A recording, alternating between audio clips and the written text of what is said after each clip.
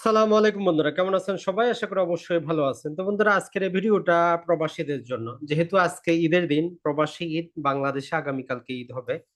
তো যেহেতু আমি নিজেও প্রবাসী, তো এই জন্য প্রবাসীদের উদ্দেশ্যে কিছু কথা বলা, যারা নতুন প্রবাসী হবেন অথবা যারা অনেক পুরাতন প্রবাসী।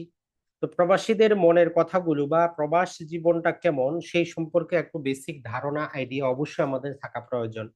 যেহেতু বর্তমানে সোশ্যাল মিডিয়ার যুগ, আপনি একজনের একটা গল্প শুনে, অভিজ্ঞতা শুনে নিজেকেও কিছু শুধরাতে পারবেন, নিজের জীবনের ভুলগুলো আপনি শুধরিয়ে আরো অনেক দূরে গিয়ে যেতে পারবেন।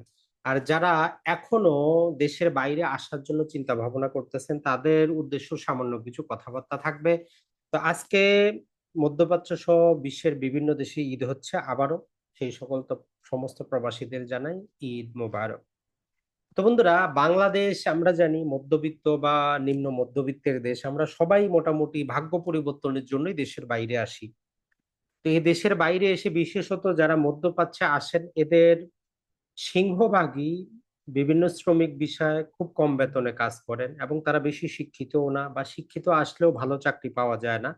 তো এর জন্য ধরেন যে এই জায়গার ১,০০০, ২,০০০ বা ২,৫০০ ম্যাক্সিমাম বাংলাদেশি টাকা হিসাব করলে ৩০ থেকে ৭০, ১,০০,০০০ টাকার মধ্যেই সবাই কাজ করেন।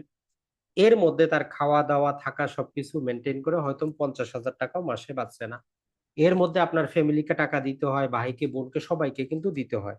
তো মূল বিষয় প্রথম যেটা, সেটা হচ্ছে যে যারাই দেশের বাইরে আসতে চাচ্ছেন, তারা আসলে কোন দেশে যাবেন এবং কি কি আপনার বিষয় জানা থাকলে আপনার জন্য ভালো। তো দেখেন, যারা বেশি শিক্ষিত না, অন্তত জাস্ট অক্ষর জ্ঞান সম্পন্ন, যারা নিজের সিগনেচারটা করতে পারেন, তারা, আপনারা যদি মধ্যপ্রাচ্যের কোনো দেশে আসতে চান, দয়া করে আপনি ৬ মাস ১ বছরের যেই কোনো বিষয় একটা প্রশিক্ষণ দিয়ে আসবেন।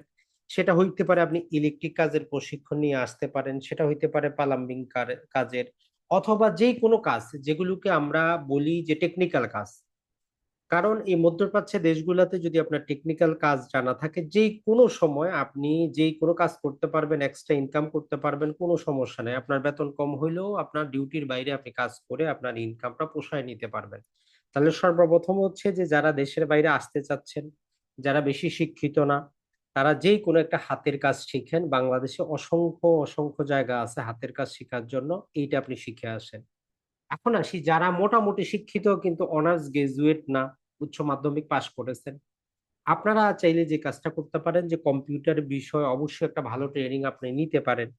এই কম্পিউটারের যদি বেসিক জিনিসগুলো জানা থাকে, যদি গ্রাফিক্স ডিজাইনিং জানা থাকে, আর বর্তমানে অনলাইনে বিভিন্ন কাজ করার বিষয়গুলো সম্পর্কে যদি আপনার জ্ঞান থাকে, তাহলে এই দেশে আসে আপনি যে কোনো একটা চাকরির পাশাপাশি আপনি কিন্তু অনলাইনেও কাজ করতে পারবেন। আপনার ভাগ্যটা দুই ভাবে পরিবর্তিত হবে। এখন আসি, যারা বিভিন্ন ক্যাটাগরিতে আছেন, বিভিন্ন ডক্টর, ইঞ্জিনিয়ার আছেন, তো তাদের হিসাব আমরা এখানে করে লাভ নাই। বাংলাদেশে বসেও আপনি এই দেশের বিভিন্ন কোম্পানিতে জবের জন্য ট্রাই করতে পারবেন। এটা ছাড়া আপনি এই দেশে ভিজিট বিষয়ে আসেও চাকরি খুঁজতে পারেন, যদি আপনার কপাল ভালো হয়।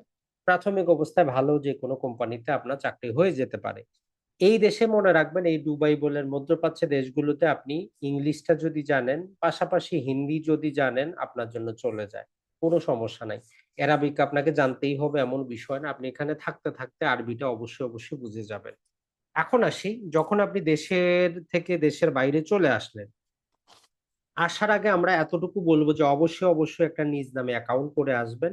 মাস্ট করে আসবেন। প্রয়োজনে ২ টা অ্যাকাউন্ট করে আসবেন। আর যারা ভালো প্রফেশনে যাচ্ছেন, তাদেরকে আমরা বলি তো ফরেন কারেন্সি যুক্ত অ্যাকাউন্ট করবেন। এফসি অ্যাকাউন্ট করে আসবেন, যেখানে আপনার টাকাটা ডলার হিসাবে জমা থাকবে। যখনই আপনি আসলেন দেশের বাইরে, আপনার বেতন যাই হোক, ধরলাম আপনার বেতন ৩০,০০০ বা কারো বেতন ১,০০,০০০, যেটাই হোক। আপনি যেই বেতনটা পাবেন, এই বেতনটাকে সর্ব অবস্থায় ৩ ভাগে ভাগ করবেন এবং ১ম দিন থেকে ওই ৩ ভাগে ভাগ করে ১ ভাগ আপনার যে খরচ আছে আনুষঙ্গিক, সেই সমস্ত জিনিসগুলো আপনি নির্বাহ করবেন। ১ ভাগ আপনার ফ্যামিলিকে দিতে হবে। যেহেতু আমরা বাই ডিফল্ট হচ্ছে একটা মধ্যবিত্ত জাতি। বাবা-মা, ভাই-বোন, স্ত্রী-পুত্র আমাদের উপরই নির্ভর করে। তো তাদেরকে ১ ভাগ দিবেন। বাকি ১ ভাগ আপনাকে সেভিং করতেই হবে। করতেই হবে, করতেই হবে, এটা মনে রাখবেন। না হলে যারা এই ১০ বছর, ১৫ বছর, ২০ বছর প্রবাস জীবনে আছে, তাদেরকে যায়া জিজ্ঞেস করেন, বলে যে মাসে যদি আমি ১০,০০০ টাকা করেও রাখতাম, আজকে আমার ২০-৩০ লাখ টাকা সেভিং অ্যাকাউন্টে থাকতো। তো এর জন্য আপনি ১ম দিন থেকেই আপনি কি করবেন, বেতনটাকে ৩ ভাগে ভাগ করে ১ ভাগ নিজের খরচের জন্য খরচ করবেন, ১ ভাগ দেশে পাঠাবেন। আরেক ভাগ হচ্ছে যে আপনি সেভিং করবেন। ওই সেভিংটা দেশের কাউকে জানিয়ে করে লাভ হবে না, ওই সেভিং অ্যাকাউন্টে রাখবেন যেটা শুধু আপনি জানবেন। এইটা জিনিস মনে রাখবেন, দেশে মামা চাচু খালু শ্বশুর বাড়ি এইখানে সেইখানে কোথাও টাকা রাখার প্রয়োজন নেই, এটা আপনি আপনার কাছেই রাখেন। বেতন আপনার কম হোক, বেতন কোনো বিষয় না, আপনার বেতন যেমন হবে আপনার নিজের লাইফ স্টাইল তেমন হবে, আপনার ফ্যামিলির লাইফ স্টাইল তেমন হবে।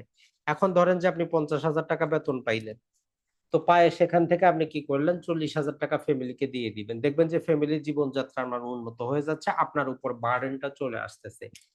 তো এই জন্য আমরা বলি, যদি আপনি 1 লক্ষ টাকা বেতন পান, ফ্যামিলিকে 33,000 টাকার মধ্যেই তার জীবন নির্বাহ করার জন্য করেন। আপনার বাড়ি ঘর নাই, না থাক, 5 বছর বাড়ি ঘর এইভাবেই থাক, কোনো সমস্যা নেই, কিন্তু আপনার সেভিংটা আপনি করে যাবেনই যাবেন। এখন ধীরে ধীরে কাজ করতে করতে আপনার যখন কি হবে, আপনার স্যালারি বাড়বে অথবা নানা প্রকার ইনকাম যখন আপনি করতে পারবেন, সেইখান থেকে টাকা জমিয়ে আপনি বাড়ি করার প্রয়োজন হলে বাড়ি করবেন। তবে বাড়ির পিছনে বেশি টাকা পয়সা কখনোই খরচ করবেন না। আমি নিজে যদি বলি, আমি নিজে বাই ডিফল্ট বাড়ি করতে গিয়ে আমার জীবন থেকে 4 বছর চলে গেছে। কারণ বাড়ির কাজে হাত দিলে দেখবেন যে আপনার লাখ লাখ কোটি কোটি টাকা কোনখান দিয়ে চলে যাবে আপনি নিজেও বুঝতে পারবেন না। তো এই জন্য যদি কোনো থাকার মতো বাড়িঘর থাকে তার মধ্যেই থাকেন। একান্তই প্রয়োজন হইলে শহরে গিয়ে ভাড়ায় থাকেন। তারপরেও বাড়ি করার প্রয়োজন নেই।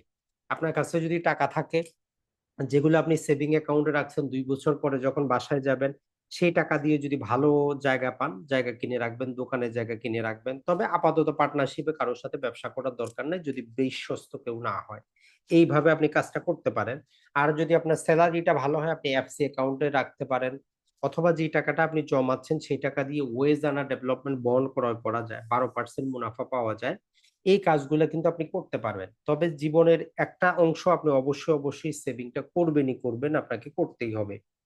এইটা যদি আপনি না করেন, আপনি পরবর্তী জীবনে ভুল করবেন। এখন আপনি যদি বিয়ে শাদী করার চিন্তা ভাবনা থাকে, একটা কথা মনে রাখবেন, মানুষের টাকা পয়সার অভাব কোনোদিন শেষ হবে না। অতএব আপনি যদি বিয়ে শাদী করতে চান, মূলত বাই ডিফল্ট আমরা জানি ইসলামিক দিক থেকে যখনই আপনি বড় হন 15-16 বছরে, তখনই বিয়ে করা উচিত। কিন্তু বাস্তবতার নিরিখে আমরা যেটা বলি যে 25 থেকে 30 বছরের মধ্যে বিয়ে শাদীটা করে নেবেন, সম্ভব হলে 25 বছরে করে নেবেন, সেটাই হচ্ছে সবচেয়ে বেস্ট। কারণ বিয়ে করলে আমরা জানি যে আপনার রিজিকটা অটোমেটিক বৃদ্ধি পায়, কারণ যে আপনার ঘরে আসবে তার রিজিকটা আল্লাহ আপনার মাধ্যমেই দিবে, কিভাবে দিবে আল্লাহ জানেন, তবে দিবে দিবে এটা বিশ্বাস রাখবেন। এখন আরেকটা যে জিনিসটা হচ্ছে, এই যে দেশে দেখবেন যে যখন আপনি দেশের বাইরে থেকে টাকা পয়সা পাঠাবেন, আজকে মামু কালকে খালু কালকে আজকে বিকাশে 2,000 কালকে 3,000, এইভাবে টাকা পয়সা কাউকে দিবেন না। মাসে যে খরচটা আপনার বাবা হোক মা হোক 30,000 দিয়ে দিলেন, ওই মাসটা ওই টাকার মধ্যেই তাদেরকে চলতে হবে। অন্য কোনো ভাবে আপনি টাকা পয়সা দিবেন না, থাকলেও বলবেন যে আপনার কাছে নাই, মাস গেলেই আপনি টাকাটা পাবেন।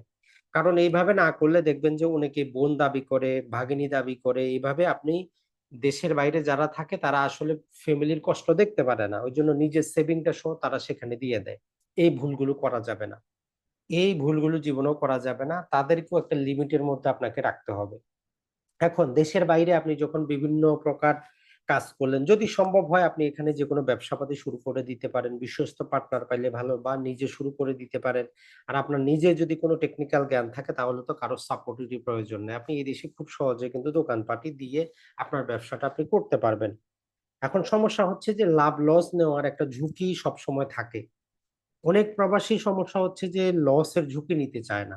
তো এইজন্য জীবনে বড় কিছু করা যায় না। যদি আপনি মধ্যপ্রাচ্য থেকে ইউরোপ আমেরিকার দিকে যেতে চান, বিয়ে করার আগেই যাবেন। সেটা হচ্ছে সবচেয়ে বেস্ট। কারণ বিয়ে করার আগে আপনার পিছনে অতটা দায়িত্ব থাকে না। বাবা-মা থাকলেও তার নিজস্ব কিছু সেভিং থাকে। কিন্তু আপনার ছেলে বা মেয়ে, স্ত্রী এটা আপনার উপরেই নির্ভরশীল। তাদের একটা প্রতি মাসে খরচের দায়িত্ব আপনার প্রতি। তখন কিন্তু যাওয়া যায় না। তো এইজন্য যাই করার বড় সিদ্ধান্ত বিয়ে করার আগেই নিবেন। আরেকটা জিনিস আমরা যেটা বলব সেটা হচ্ছে যে মধ্যপ্রাচ্যের দেশগুলোতে আপনি যত বছরই থাকেন এখানে কিন্তু আপনি নাগরিকত্ব পাবেন না। প্রতি ২ বছর পর, পর আপনার ভিসা লাগবে। কোম্পানি খারাপ হইলে তো ভিসা লাগানোর যে খরচ সেটাও আপনাকে দিতে হবে। তো এইজন্য সবচেয়ে বেস্ট হয় যদি আপনি কোন টেকনিক্যাল কাজ শিখে ভালো কান্ট্রি গুলার দিকে যাইতে পারেন। ইউরোপ কান্ট্রি, আমেরিকার কান্ট্রি অথবা সিঙ্গাপুরের দিকে যাইতে পারেন, সবচেয়ে বেস্ট। কারণ বর্তমানে মধ্যপ্রাচ্যের দেশগুলোতে অন এভারেজ যদি আমরা বলি বেতন অতটা ভালো না। তবে হ্যাঁ, আপনার যদি টেকনিক্যাল জ্ঞান থাকে তাহলে অবশ্যই বেতন আছে। কোনো সমস্যা নেই, ভালো। আর এর পাশাপাশি আপনি এখন সোশ্যাল মিডিয়ায় কাজ করতে পারেন। কিছুই লাগে না। সোশ্যাল মিডিয়ায় কাজ করতে একটা হাতের মোবাইলই যথেষ্ট। সোশ্যাল মিডিয়ায় আপনি যে কাজটা করতেছেন সেটা দেখাইতে পারেন। এইভাবেও সোশ্যাল মিডিয়ার মাধ্যমে আপনি কাজ করে দেখতেছেন যে অনেকজনই স্বাবলম্বী হচ্ছে। তো ভিডিওটা এই জন্যই করা আজকে, যেহেতু ঈদের দিন খুব খারাপ লাগে। বাবা মা, ভাই বোন, স্ত্রী, ছেলে, সন্তান এদেরকে রেখে ঈদ করতে খুবই খারাপ লাগে। প্রথম আমার নিজেরও খারাপ লেগেছে। ঈদের দিন তো মোবাইলটা বন্ধ রেখে সারাদিনই ঘুমাইতাম। কিন্তু এখন থাকতে থাকতে অভ্যাস হয়ে গেছে। তো এই জন্য যারাই দেশের বাইরে আছেন, প্রবাসী আছেন, ঈদ করতেছেন, মন খারাপ, টেনশনের কোনো কারণ নাই। আরেকটা কথা মনে রাখবেন, অনেক প্রবাসী হচ্ছে বেশিরভাগ অভিমানী। অভিমান করা যাবে না। দেশে যারা আছে তাদেরও জীবন আছে। তারাও অনেক কিছু ক্রয় করতে চাবে। আপনার সামর্থ্য হইলে আপনি টাকা দিবেন, না হইলে নাই। তারা চাচ্ছে এজন্য কর্জ করে পাঠাবেন। কোনো দরকার নাই। কোনো দরকার নাই। আপনার ইনকামের ওই ৩ ভাগের ১ ভাগই তাদের পিছনে আপনি খরচ করেন। এর বেশি আপনার খরচ করার প্রয়োজন নাই। ধীরে, ধীরে আপনার সেভিংটা আপনি বাড়াইতে থাকেন। এই সেভিংটা আপনার কাজে আসবে। সেটা দেশের বাইরে হোক অথবা দেশে হোক। বড় কোনো যখন একটা কাজ করবেন অবশ্যই কাজে আসবে। আর যারাই প্রবাসী আছেন, যখন আপনি জায়গা জমি নিবেন, অবশ্যই কি করবেন, প্রয়োজনে সবচেয়ে বেস্ট হয় নিজে যখন যাবেন তখনই নিবেন। আর যদি দেশের বাইরে নিজ নামে নিতে চান, দলিলটা রেজিস্ট্রেশন করে আপনার কাছে পাঠাইতে বলবেন যে আপনার নামে সম্পত্তি নেওয়া হইছে কিনা। এই জিনিসটা মনে রাখবেন। না হলে কিন্তু অনেকভাবে প্রতারিত হবেন। অনেক ক্ষেত্রে আপনার স্ত্রী আপনার সাথে প্রতারণা করে, বাবা-মা প্রতারণা করে। অনেক ছেলে-মেয়ে আমরা জানি যে ১০ বছর শুধু বাবা-মাকে টাকা পয়সাই দিছে। তারপর বাবা-মা বলতেছে যে সে আমাকে কি দিছে? তো এজন্য সাবধান প্রবাসীরা। মধ্যপ্রাচ্যের দেশগুলোতে আসলে অবশ্যই টেকনিক্যাল কাজ শিখে আসবেন। এখানে কাজ শিখে আসলে টাকার কোনো অভাব নেই। আপনি খুব সুন্দরভাবে থাকতে পারবেন, কোনো সমস্যা নেই। তবে বেস্ট হয়, যেহেতু এই দেশগুলাতে নাগরিকত্ব পাওয়া যায় না। যদি আপনি ইউরোপ, আমেরিকার দিকে যান সবচেয়ে বেস্ট। তো আবারও ঈদ মোবারক। যদি ভিডিওটা ভালো লাগে অবশ্যই শেয়ার করবেন।